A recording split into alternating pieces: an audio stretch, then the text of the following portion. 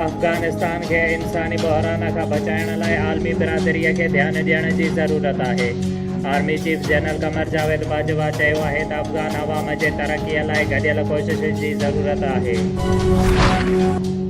Saudi अरब खे दिफ़ा लाइ जॾहिं बि ज़रूरत पवंदी पाकिस्तान गॾु बीठल हूंदो। सऊदी अरब जे शहर रियाज़ में सीड़पकारी फ़ौरन खे ख़िताब कंदे वज़ीर आज़म इमरान ख़ान चयो त सऊदी अरब सां ॿिनि सबबनि जे करे गॾियल आहियूं। हिकिड़ो मज़हबी आहे, ॿियो हर मुश्किल वक़्त में सऊदी अरब जो पाकिस्तान सां गॾु बीहणु आहे।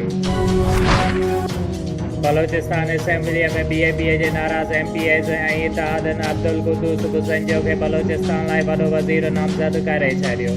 अब्दुल कुद्दूस बुज़ंजो वॾे वज़ीर तौरु नामज़दगीअ बैदि स्पीकरशिप तां इस्तीफ़ा ॾेई छॾे।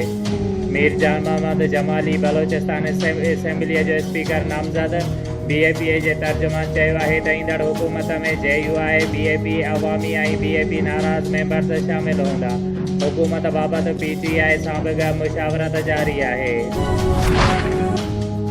पीपुल्स पार्टी चेयरमैन महांगाई ख़िलाफ़ 29 अक्टूबर खां मुल्क में मुज़ाहिरनि जो ऐलान करे छॾियो। लाड़काणे में कारकुननि खे ख़िताब कंदे बिलावल भुट्टो ज़रदारी चयो त महांगाईअ सबबु अवाम ॾुखे दौर मां गुज़री रहियो आहे। इमरान जंहिं बि मामले में हथु विझे थो त तबाही आणे छॾे थो।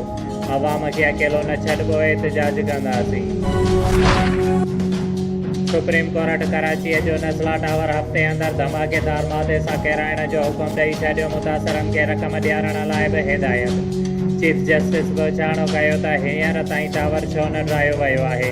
कमिश्नर कराची टावर में मालिकनि खां पैसा मुतासिरनि खे ॾियारे टावर ठाहिण वक़्तु ख़्यालु रखियो वञे त भर वारियुनि इमारतुनि खे नुक़सानु न पहुचे। वफ़ाक़ी घरू वज़ीर शेख रशीद बंदिश पियल TLP पंजाब जी 3 वॾी पार्टी करार ॾेई छॾियो। शेख रशीद चयो त सद रिज़वी वॾो सहकारी माण्हू आहे। मुंहिंजी ख़्वाहिश आहे त जेका कमिटमेंट थी आहे उन तहत मामला तइ थियनि। कंहिं हद खां ख़राबी थी त मां कुझु नथो करे सघां। फ्रांसीसी सफ़ीर खे मुल्क बदर करण वारे मुआहिदे ते मां सही करे चुको आहियां। असेंबलीअ में खणी वेंदासीं। महांगाई ख़िलाफ़ एहतिजाज ते ॻाल्हाईंदे शेख रशीद चयो त PDM वारनि 2 हफ़्ता एहतिजाज कयो, पर हिकु बि माण्हू महांगाईअ जो मुतासिर नज़र न आयो। सिंध में 7000 स्कूल वॾेरनि जूं ओताकूं बणियल आहिनि या वरी रुगो नाले में मौजूदु आहिनि।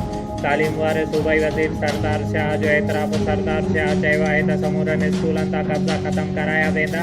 कोशिश आहे त बंदि पियल स्कूल खोलिया वञनि। IBA जी टेस्ट में जेके उमेदवार 5 ॾींहं मज़मूननि में पास थिया उन्हनि खे एज़ाज़ सां रखंदासीं। असां वटि 10% अहिड़ा उस्ताद आहिनि जिन जो रियाज़ी ऐं साइंस जे हवाले सां सुठो बैकग्राउंड हुजे। बेरिया टाउन जे पैसनि ते सिंध जो हक़ आहे। 10 अरब रुपयनि जी रक़म सिंध हुकूमत खे ॾिनी वञे जीअं नालनि जे मुतासिरनि खे आबाद करे सघूं। सुप्रीम कोर्ट में पेशीअ बैदि मीडिया सां ॻाल्हाईंदे वॾे वज़ीर मुराद अली शाह चयो त नालनि जे मुतासिरनि खे उथारणु मसइलो न आहे, पर मसइलो इंसानी अलमीअ जो आहे। नवाबशाह जे इलाइक़े मोहम्मदी टाउन जी रहवासी मिसबात शरीफ़ा पंहिंजे मुड़ुस दोदो ख़ान चांडियो, नौजवान न्याणी राणी ऐं यास्मीन चांडियो सां गॾु एयरपोर्ट थाणे जी पुलिस एहलकार मोहम्मद पनाह चांडियो जे मुबैना ज़ियादतुनि ख़िलाफ़ नवाबशाह प्रेस क्लब ॿाहिरां एहतिजाजी मुज़ाहिरो कंदे दाहींदे चयो आहे त मुंहिंजो मुड़ुसु मज़दूरी कंदो आहे, जॾहिं त मां नौजवान न्याणियुनि समेत पाड़े जे घरनि में कमु कंदी आहियां जितां बचनि जो गुज़र सफ़र थींदो आहे। हुन चयो त असांजे घर जे भरिसां प्लाट आहे जंहिं ते एयरपोर्ट थाणे जो पुलिस एहलकार पनाह चांडियो कब्ज़ो करणु चाहे थो। असां ते बिलाजवाब कूड़ा केस करे पुलिस खे गिरफ़्तारी कराए थो। हुननि चयो त पुलिस एहलकार पनाह चांडियो मुंहिंजे नौजवान न्याणियुनि खे ग़लति निगाहनि सां ॾिसे थो, जॾहिं त प्लाट जो को बि मसइलो न आहे। हुन चयो त पुलिस एहलकार पनाह चांडियो प्लाट जो कूड़ो बहानो करे असांखे तंग करे रहियो आहे ऐं मुख़्तलिफ़ कूड़नि केसनि में फासाइण जूं धमकियूं ॾिए थो। हुननि SSP शहीद बेनज़ीराबाद ऐं ॿियनि वसवारनि खां मुतालबो कयो आहे त पुलिस एहलकार पनाह चांडियो ख़िलाफ़ कार्रवाई करे असां सां इंसाफ़ कयो वञे। डिप्टी कमिश्नर शहीद बेनज़ीराबाद आमिर हुसैन पावर चयो आहे त ज़िले शहीद बेनज़ीराबाद में उरड़ीअ खां बचाव जी 12 ॾींहनि वारी वैक्सीनेशन मुहिम 15 नवंबर खां शुरू थी रही आहे, जंहिंखे कामयाबु बणाइण लाइ सिहत खाते सां गॾु ॿियनि लाॻापियल इदारनि ऐं वालदेन जो सहकार तमामु ज़रूरी आहे त जीअं ज़िले में उरड़ीअ जे करे ॿारनि जी ज़िंदगियुनि खे दरपेश ख़तरनि खां घटाए सघिजे।